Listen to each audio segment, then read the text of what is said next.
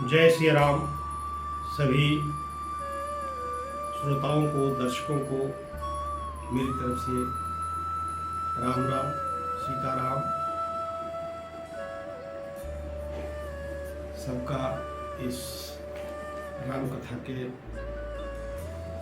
इस भाग में बहुत बहुत स्वागत है। इसके पहले की कथा में हम लोग चर्चा किए थे कि कैलाश पर्वत पर भगवान भोलेनाथ एक वट वृक्ष के नीचे अपना बाघंबर बिछा करके बैठे हैं और उनको बैठा देख माता पार्वती को इच्छा हुई कि मैं भी इनके पास चल के बैठूं। आई हैं बैठने के लिए।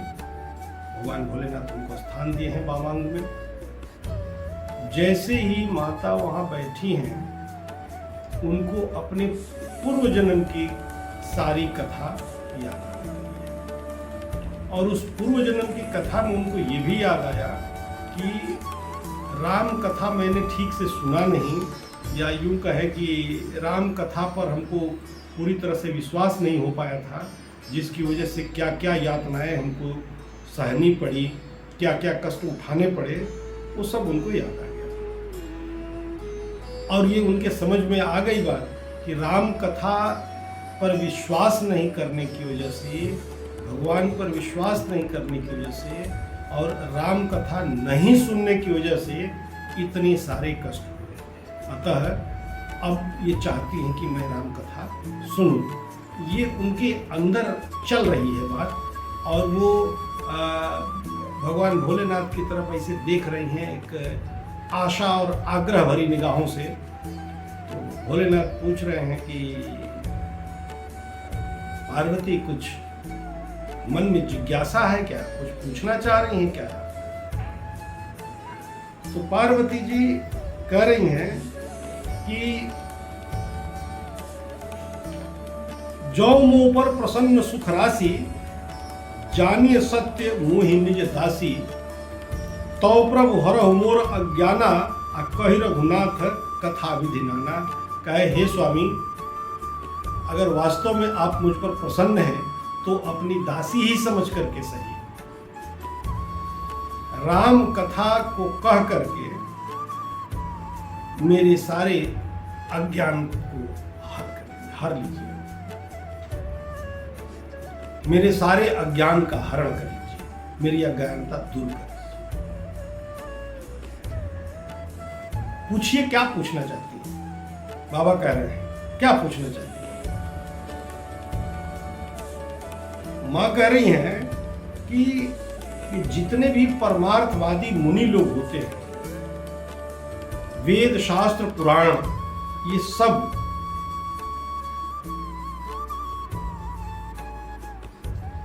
राम को अनादि ब्रह्म कहते हैं। और ये लोग आप स्वयं भी, तुम पुनि राम राम दिन राति, सादर जपहु अनंग अराती। आप स्वयं भी दिन रात राम राम राम राम जपते रहते हैं।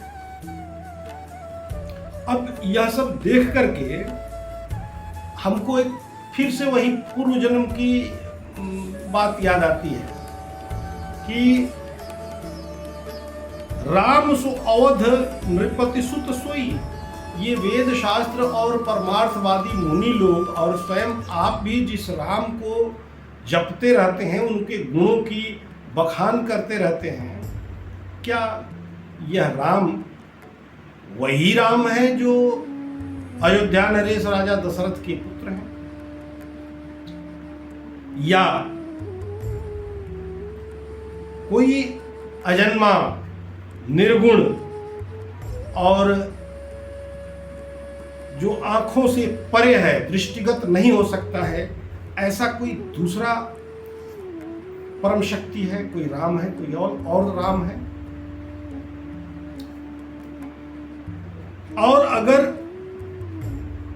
यही राम, राजा दशरथ के सुपुत्र जो राम हैं, राजकुमार हैं, यही राम अगर वो राम है जिनका आप जप करते हैं, जिनको परमार्थवादी मुनि लोग जिनके गुणों का गान करते थकते नहीं हैं, वेद शास्त्र पुराण समस्त ग्रंथ जिनके गुणों की बखान करते थकते नहीं हैं, अगर वही राम हैं ये जो राजा दशरथ के पुत्र हैं, तो फिर ये तो ब्रह्म हुए। और अगर ये ब्रह्म हुए तो पत्नी के खो जाने पर ये एक आम आदमी की तरह, एक साधारण मनुष्य की तरह पत्नी के विरह में जंगल जंगल रोते हुए भटक रहे हैं। ये कैसे संभव है? इनके इस चरित्र को देख करके मेरी बुद्धि जो है भ्रमित होती है, भ्रमित हुई भी थी और अभी भी हो रही है। और वैसे भी मैं उन पूर्व जन्म में जब सती थी तो परीक्षा लेने गई थी, तो उस राम की महिमा हमने देखा था। जो राम दशरथ नंदन राम हैं, उनकी महिमा हमने उस समय देखा और उनकी महिमा देख करके मैं इतनी डर गई कि मैं आपसे सच नहीं बोल पाई, जबकि आपके ने हमको बहुत समझाया, लेकिन फिर भी और आप से हमने झूठ बोल दिया, जिसका परिणाम इतने दिनों तक मैंने भोगा है। लेकिन अब की स्थिति में और उस समय की स्थिति में समानता नहीं है भोले बाबा। उस समय मैं मोह जनित थी, आज मैं मोह रहित हूं। उस समय राम कथा में हमारी उतनी रुचि नहीं थी, क्योंकि उस समय मैं राम को तर्क से जानना चाहती थी। अब राम कथा में हमारी रुचि है, हम राम को जानना चाहते हैं, बुद्धि से, हृदय से, मन से, प्रेम से, भक्ति से।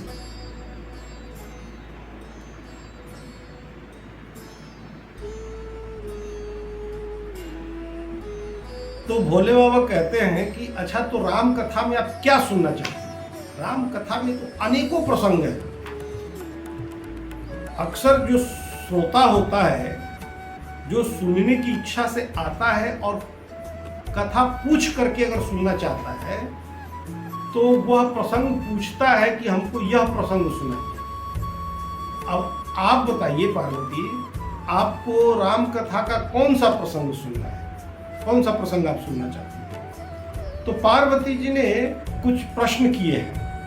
वो प्रश्न आगे गोस्वामी जी अपने शब्दों में बता रहे हैं, कैसे क्या क्या उन्होंने पूछा है। तो माता पार्वती प्रश्न कह रही हैं,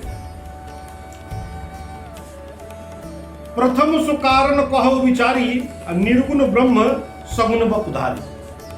पहले तो हे भोलेनाथ ये बताइए कि जो निर्गुण ब्रह्म है वो सगुण कैसे हो जाता है, सगुण क्यों हो जाता है? अगर यह राम दशरथ नंदन यही पर ब्रह्म परमात्मा है, तो ये तो सगुण है और ब्रह्म निर्गुण होता है, तो वह निर्गुण ब्रह्म शरीर धारण कैसे कर लेता है? उसके बाद फिर सुनाइए, पहला प्रश्न है उनका, पार्वती जी का पहला प्रश्न है कि निर्गुण ब्रह्म सगुण कैसे होता है। अगला प्रश्न कर रही हैं कि पुनि प्रभु कहु राम अवतारा, बाल चरित पुनि कहु उदारा। पहले तो आप रामावतार सुनाइए कि रामावतार क्यों हुआ, कैसे हुआ। फिर रामावतार में भगवान राम का बाल चरित्र सुनाइए कि कैसे कैसे बाल क्रीड़ा किए। फिर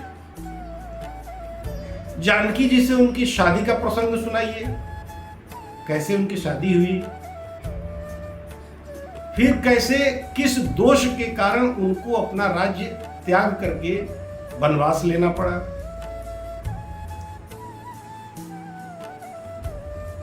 वनवस किन्ने चरित अपारा, कहु नाथ जिम रावण मारा।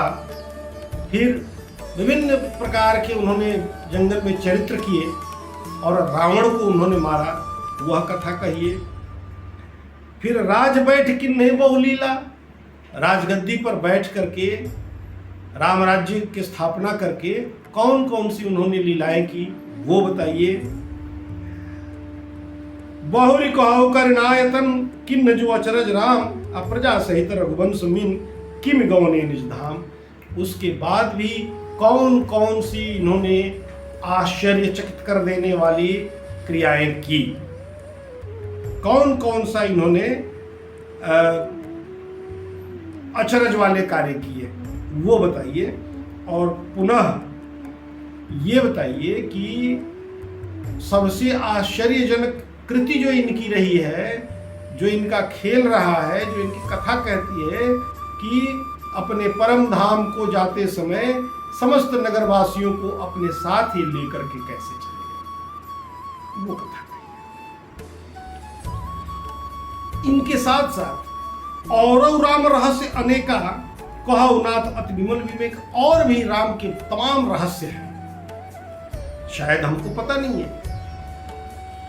आपको तो पता होगा। अतः जो प्रभु मैं पूछा नहीं होई, इनकी अन्य कथाओं को, जो इनकी लीलाएं हैं जिनको मैं जानती नहीं, जो मैं पूछी नहीं हूं आपसे, वह भी हे कृपा निधान, हे भगवान भोलेनाथ कृपा करके उन सबको कहिए। अर्थात जो मैंने पूछा है उनको तो आप कहिए ही, जो जो कथाएं, जो जो लीलाएं इन्होंने की है और मुझे मालूम नहीं है, जिसकी वजह से मैं पूछी नहीं, उनको भी आप कहिए। तुम त्रिभुवन गुरु वेद बखाना, आन जीव पावर का जाना, प्रश्न उमा के सहज सुहाई, अच्छल विहीन सुनि शिव मन भाई, हर ही रामचरित सब आए, प्रेम पुलक लोचन जल छाए, श्री रघुनाथ रूप उर आवा, परमानंद अमित सुख पावा। पार्वती जी के इस तरह से प्रश्न पूछे जाने पर भगवान भोलेनाथ के हृदय में समस्त राम कथा का अवतरण हो गया। राम कथा तो, इसकी रचना तो भगवान भोलेनाथ ने ही किया था, लेकिन सांसारिक क्रियाकलापों की वजह से थोड़ी समय के लिए लोप हो जाता है। जैसे हम सदैव राम नाम का जाप करते हैं या अपने इष्ट देव का जाप करते हैं, लेकिन अपने गृहस्थ आश्रम के कुछ समय में, अपने दुनिया के इस क्रियाकलाप के समय, कुछ समय के लिए वो राम नाम या हमारा इष्ट थोड़े समय के लिए, अल्प समय के लिए विस्मृत हो जाता है। फिर जब हम अपने आप को उन कार्यों से अलग करते हैं तो पुनः हमको अपने इष्ट की याद आ जाती है। उसी तरह से ये पार्वती जी के द्वारा पूछे गए इन प्रश्नों की वजह से भगवान भोलेनाथ के हृदय में संपूर्ण राम कथा सचित्र, एक चलचित्र की भांति चलने लगा, और उतने में ही भगवान भोलेनाथ एकदम आनंद विभोर हो गए। जैसे लगा कि वो स्वयं उनके सामने एक चलचित्र चल रहा हो, भगवान राम की लीलाएं चलने लगी। पहले हम लोग बाइस्कोप देखा करते थे बचपन में, उस बाइस्कोप में एक डब्बे के अंदर, बक्से के अंदर छेद होते थे 2-3, और ऐसे आंख करके हम लोग उसमें देखते थे, और उसमें एक चलचित्र ऐसे चलता रहता था घूम घूम के। वैसे ही भगवान भोलेनाथ के हृदय में राम कथा का चलचित्र चलने लगा, और परम आनंद में वो पहुंच गए भगवान भोलेनाथ। करि प्रणाम राम इति पुरारी, हर्ष सुदासन गिरा उचारी, धन्य धन्य गिरिराज कुमारी, तुम समान नहीं को उपकारी। और भगवान भोलेनाथ अपने हृदय में जो राम जी की कथा का एक संचालन होने लगा है, उसमें राम जी दिखने लगे हैं। तो रघुनाथ जी को भोलेनाथ बाहर से ही प्रणाम करते हैं और पार्वती जी को कहते हैं कि पार्वती तुम धन्य हो, धन्य हो, धन्य हो। पार्वती जी बड़े आश्चर्य से देख रही हैं कि मैंने तो खाली प्रश्न किया है और ये हमको ही धन्य धन्य करें। धन्य तो ये स्वयं अब होंगे जब ये कथा सुनाएंगे, लेकिन ये हमको ही धन्य धन्य कर रहे हैं। तो पूछ रहे हैं कि प्रभु हम धन्य कैसे हैं, हमने तो कथा का आग्रह किया है। तो भगवान भोलेनाथ कह रहे हैं कि पार्वती तुम जानबूझ करके या अनजाने में ऐसी कथा पूछ डाली हो, जो कथा सुनने से, कहने से, पढ़ने से ये जगत का हित करती है। तुम रघुवीर चरण अनुरागी, किन्हीं प्रश्न जगत हित लागी। ये जगत के लिए अत्यंत ही हितकर कथा है। यह व्यक्ति के लिए हितकर तो है ही, ये समस्त जग के लिए, समस्त संसार के लिए हितकर कथा है। और ये कथा है क्या? तुम्हें पता होना चाहिए कि ये कथा क्या करती है, कथा क्या है, इसका महत्व क्या है इस समाज में, इस संसार में। तो भोलेनाथ कह रहे हैं कि राम कथा सुंदर कर तारी, संशय विहग उड़ावन हारी। यह राम कथा जो है हाथ की सुंदर ताली है। पहले खेतों में जब बीज डाला जाता था तो उस बीज जब अंकुरित होने के पहले ही पानी जब खेत का सूख जाता था तो ये गौरैया चिड़िया जो होती है ना, ये अक्सर आया करती थी उस खेत से, वो बीजों को चुग करके खा लेती थी। तो उनको भगाने के लिए करताली बजाई जाती थी, ताली बजाई जाती थी। तो वैसे ही भोलेनाथ कह रहे हैं कि राम कथा क्या है? मन रूपी खेत में जो संशय रूपी चिड़िया आ जाती है, उन चिड़ियों को भगाने के लिए ये राम कथा करताली का काम करती है। ताली बजाओ, मैंने राम कथा सुनो और मन के अंदर जो भी दुनियादारी का संशय है वो उड़ जाए। और ये कथा क्या है? और कह रहे हैं भोलेनाथ की कथा यह है, राम कथा कलि बिटप कुठारी, सादर सुनो गिरिराज कुमारी। हे गिरिराज कुमारी, हे शैलजा, हे पार्वती, यह कलि रूपी बिटप के लिए कुठारी का काम। कुठार माने कुल्हाड़ी, कुल्हाड़ी से काटा जाता है। तो ये राम कथा काटने का काम करती है। किसको काटेगी भाई? राम कथा काटती है कि साटती है? राम कथा काटती है। किसको काटती है? इस कलयुग रूपी पेड़ में, जो कलयुग रूप के अवगुणों से यह भरी हुई है, उन कलयुग रूपी अवगुणों वाले पेड़ को काटने का काम यह राम कथा करती है। यानी कलयुग के अवगुणों रूपी वृक्ष को काटने के लिए यह राम कथा जो है कुठार का काम करती है, कुल्हाड़ी का काम करती है और काटती है। अतः यह कथा सारे जगत के लिए अत्यंत ही हितकर है और लाभकारी है। प्रश्न पार्वती जी आपने किया है कि अगर निर्गुण ब्रह्म है तो सगुण कैसे? तो सगुण ही अगुण ही नहीं कछु भेदा। ब्रह्म के सगुण होने में और निर्गुण होने में कोई अंतर नहीं है, ऐसा वेद पुराण कहते हैं। निर्गुण ब्रह्म जो है भक्त के प्रेम की वजह से, भक्त वत्सलता की वजह से सगुण रूप धारण करता है। इसमें जैसे ओला है, बर्फ है, बर्फ समझिए, बर्फ में और पानी में क्या अंतर? बर्फ पूरा का पूरा पानी ही तो है। निर्गुण है तो जल हो गया और कोई ठोस हो गया, निर्गुण है तो जल हो गया और वही जब ठोस हो गया तो बर्फ हो गया, लेकिन है तो अभी पानी। तो पानी निर्गुण रूप है और बर्फ जो है वो सगुण रूप है, ओला जो है सगुण रूप। तो पार्वती जी फिर पूछ रही है कि हे भोलेनाथ, नाथ धरेउ नर तन के हेतु, मोहि समझायु कहु वृष केतु। उमा वचन सुनी परम विनीता, राम कथा पर प्रीत पुनीता। पार्वती जी कह रही हैं कि अच्छा वो तो ठीक है, लेकिन अब ये बताइए मनुष्य का शरीर धारण क्यों किया?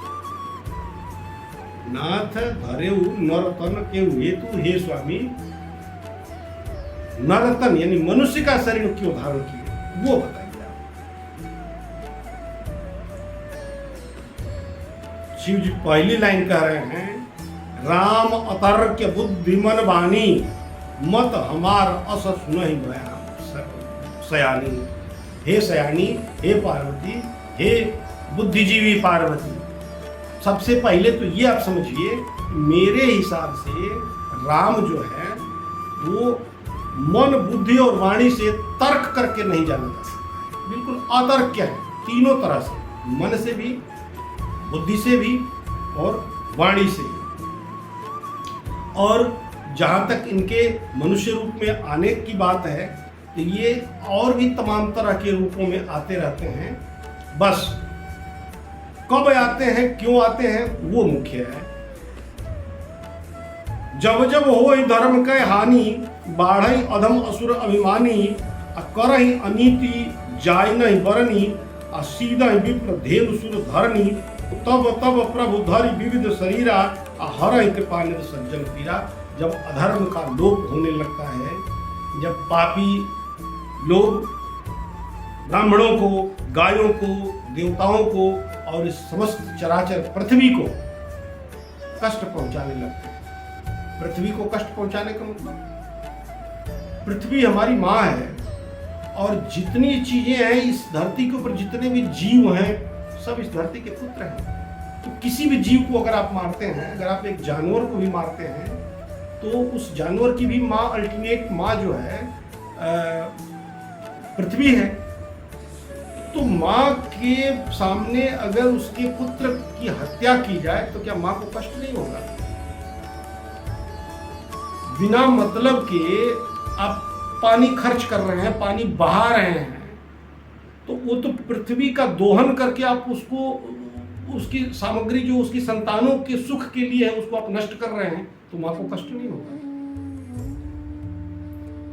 इस तरह की कोई भी क्रिया आप करते हैं जो प्राणी मात्र के लाभ के लिए नहीं है, तो उससे पृथ्वी को कष्ट होगा ही होगा।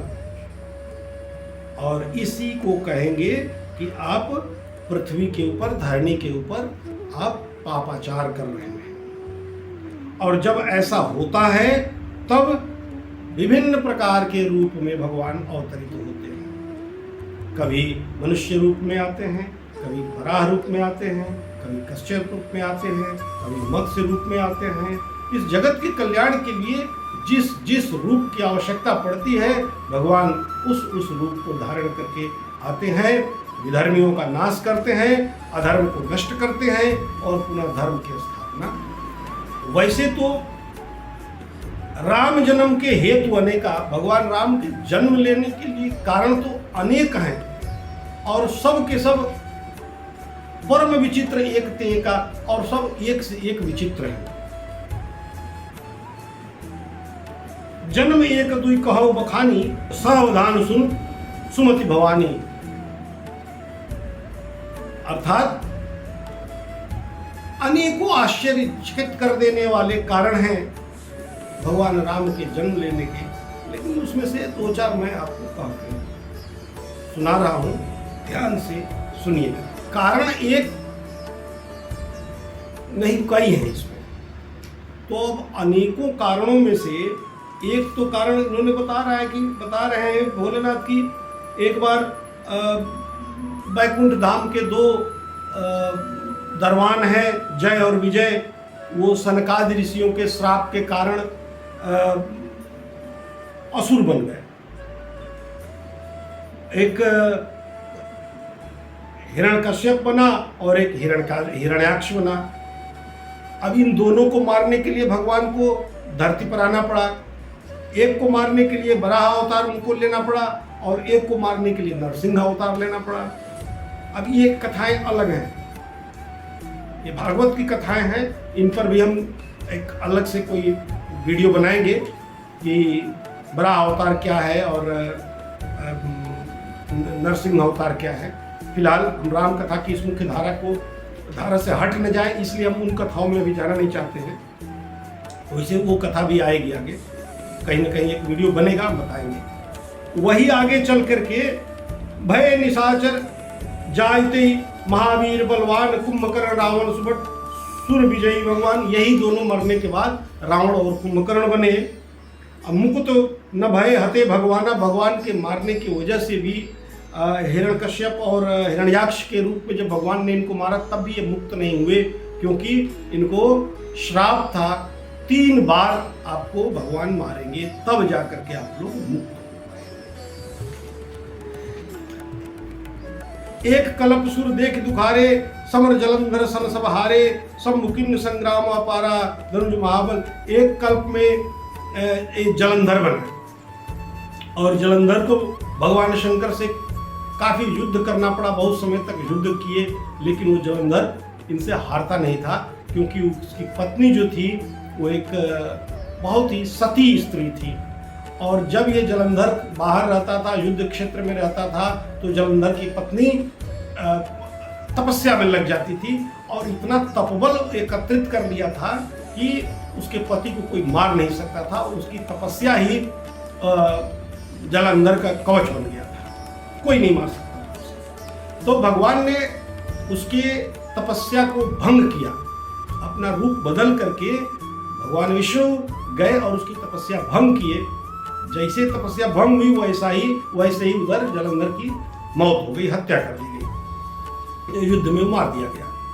बाद में जब जलंधर की पत्नी को यह पता चला कि हमारे साथ भगवान ने स्वयं धोखा किया है, उसने भगवान को श्राप दे दिया कि आपने ऐसा किया है, अतः जाइए, मेरा श्राप है, आप भी मनुष्य रूप में अवतार लेंगे और आपकी भी पत्नी का इस तरह से वियोग होगा। एक तो ये भी कारण आता है, इसकी भी कथा हम आगे कहीं एक वीडियो बनाएंगे, ये एक अलग कथा है। एक बार की कथा है, नारद श्राप दिन एक बारा, कल्प एक तेलगी अवतारा। एक बार नारद जी ने भगवान विष्णु को ही श्राप दे दिया था मनुष्य अवतार लेने के लिए। एक कारण तो वो हुआ कि उसकी वजह से भगवान राम को अवतार लेना पड़ा, लेकिन भगवान को नारद जी ने श्राप दे दिया। यह सुन करके गिरिजा चकित भई सुनि बानी, नारद विष्णु भगत पुनि ज्ञानी। उनको बड़ा आश्चर्य हुआ माता पार्वती को, यह कैसे संभव?